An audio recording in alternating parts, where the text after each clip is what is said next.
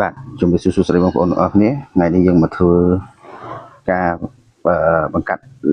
លើកទី1ប៉ុន្តែមេលើកទី3បានន័យថាមេយើងបង្កាត់2ដងហើយវា30ថ្ងៃជាងហើយបាទតោះឥឡូវយើងមើលមេទាំងអស់គ្នានេះមេចេកមកស្និតបងដាក់នៅពេលដែលចាប់ហ្នឹងដាក់ឲ្យវាចេកមកស្និតនេះមើលស៊ីឡងវល់អស់លេងបាទ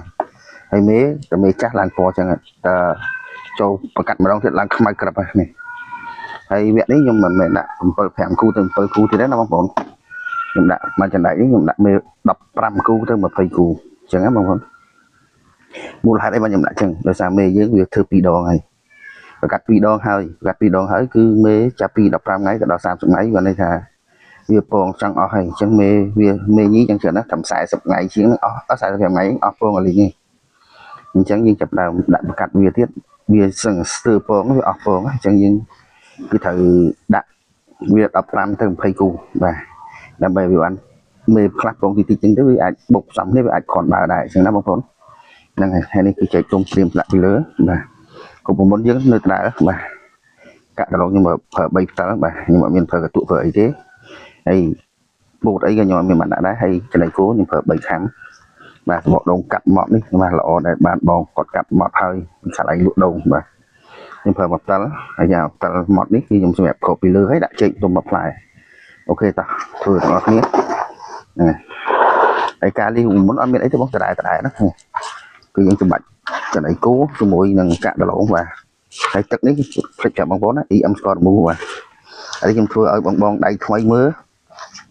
ការប្រកាសលើកទី1ក៏យើងប្រកាសចឹងដែរតែលើកទី1របស់យើងមេថ្មីគឺយើងដាក់ត្រឹមតែ5គូទៅ7គូទេណាបងប្អូនបាទបើប៉ិតបោះវាធ្វើតែ5គូតែឥឡូវមកប្រកួតក្រោយនេះដាក់7គូដូចខ្ញុំស្ដាយចំណៃអញ្ចឹងណាហ្នឹងហើយឥឡូវនេះដោយសារមេលើកទី3បាទមេនេះប្រកាសលើកទី3វគ្គទី3បានន័យថាមេហ្នឹងចង់ចិត្តអស់ពងខ្ញុំដាក់15ទៅ20គូណែបងប្អូនមើលណាគឺយើងលាយទាំងអស់មកបាទនេះហើយបរិមាណទឹកដាក់តាមជាក់ស្ដែងណាបងណាព្រោះពេលខ្លះកាក់សម្បកដូងយើងវាស្ងួតហើយពេលខ្លះកាក់ដលងយើងក៏វាស្ងួតដែរអញ្ចឹងដាក់ទឹកទៅពេលខ្លះវាបើជាតិទឹកលឿនវាធ្វើទឹកយើងខ្វះយើងថែមទៅតាមហ្នឹងទៅបងប្អូនឃើញបាទតែប៉ុណ្្នឹងឲ្យមកអែមហ្នឹងតែប៉ុតរបស់មានសម្បកដូងសម្បកដូងមកប្រទេសហើយយើងកាប់ផ្ទះបាទតែនេះដោយសារខ្ញុំយកពីកន្លែងបងគាត់លក់ដូងមកវាម៉ត់ហើយ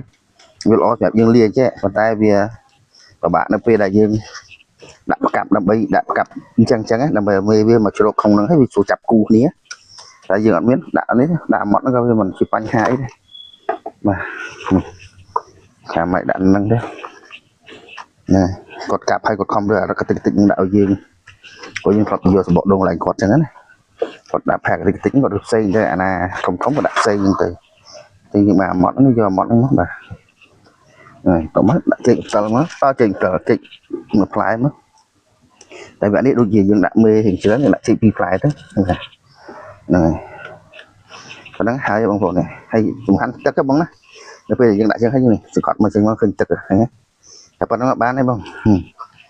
បាច់ឲ្យច្រើនជាងហ្នឹងទេហ្នឹងហើយតបមកយើងដាក់មេទៅហើយ7ថ្ងៃទៅ10ថ្ងៃគឺ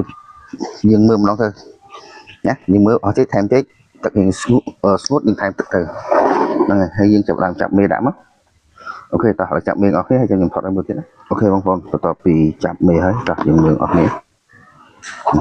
បាទញ៉ៃតម្លាក់នៅខាងនេះមិនក្រោមច្រើនណានេះបាទដាក់ទៅញី15ឈ្មោះ15ដល់សិនជាឈ្មោះយើងតិចជាងដាក់ញី15ឈ្មោះ10អីចឹងទៅណាបងប្អូនហ្នឹងហើយញ៉ឹងតែប៉ុណ្្នឹងទេហើយគ្របទៅអាសេថ្ងៃខែយើងកំណត់លើហ្នឹងមកយើងដាក់កាត់ថ្ងៃណាអូខេហើយវីដេអូហ្នឹងក៏មានប៉ុណ្្នឹងដែរចង់ប្រាប់បងប្អូនថាមេតែយើងកាត់បាន2ដងហើយលើកទី3គឺយើងដាក់ច្រើនទៅអត់អីទេអរគុណចាស់វីដេអូនេះគឺមានប៉ុណ្្នឹងណាបាយបាយ